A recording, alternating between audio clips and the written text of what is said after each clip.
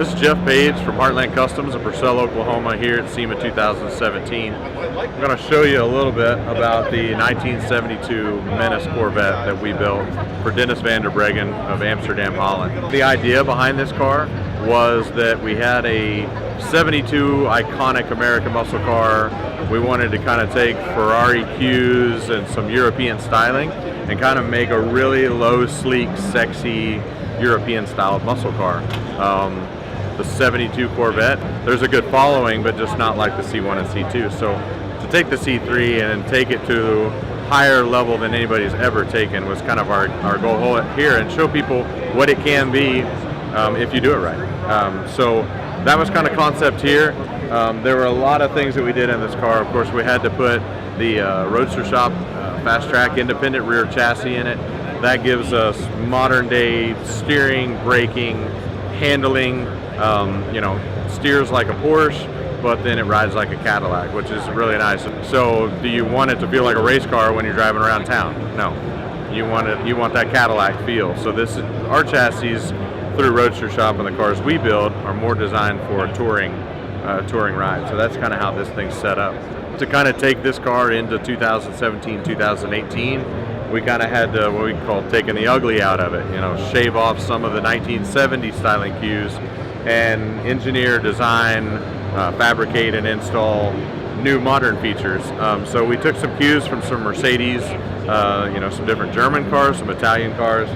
We CNC machined the headlights, very kind of Audi-esque with the running lights all built in. The side fender grills, it has exhaust tips built into that. So this car actually has a muffled Borla exhaust that's hidden behind the carbon fiber diffuser, but then he's got a button on the touchscreen and it shuts that off, and it sends unmuffled exhaust straight to the fenders. So when you want to piss off your neighbor, that's the button that you want to hit. Even down the sides of the car, the door handles, of course you don't want the big bulky chrome door handles, so we've done the shave treatment like the Ferraris and the C7 Corvettes have. This one, as you walk up, it senses your cell phone, and it even lights those up, so at night you know where to put your hand. So we've even kind of taken some cues from those cars and then taken them one step further than even the OEM manufacturers have done. One thing we really wanted to do was, we see the Bugatti Veyron, some of the high-end Porsches have active wing systems. These cars had really big issues with downforce from the factory. So what we did is we built the active wing into it. So at 70 miles an hour, the active wing deploys, and at 69 miles an hour, it brings it back. If you want to look cool riding around town, push the active wing button on the touchscreen. You can be cruising around at 15 miles an hour and raise the active wing for kind of a race car-y look to it. So, all these styling cues. Of course, we went crazy on the interior. It has a real European feel, lots of carbon fiber, lots of different colors and fancy stitching. And then all the gauge package and everything, if you look at it, it looks like a supercar from 2017. There's really not anything that looks like 1972 in there. So we've done that. It's all full integration, LCD screens. Everything gets its sensor data from the engine computer, just like an OEM vehicle. So it's how far can you push a retro car, even past the pro touring thing, but into kind of a future supercar thing. The trend, we feel, and our whole company is based around it, so I hope I'm hitting that on the head, is that everybody wants modern performance. They don't want to get out of their Mercedes, they don't want to get out of their Cadillac or new Corvette and step into their custom car that they have built and it feel like a log wagon. They want to be on the same keel or even better than their daily driver is, and have all the same creature comforts and all the things that make a functional car what it is. We see that that's the way that the trend's going, and then we're doing everything we can to try to stay ahead of that trend.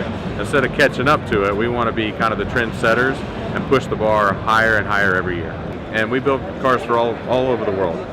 We've got cars in there now from Europe, we've got them from the Middle East, Australia. And so obviously us being in Oklahoma, you can't stop in the shop every day and see your car, so we have a web page. Every car we're building right now has their own page.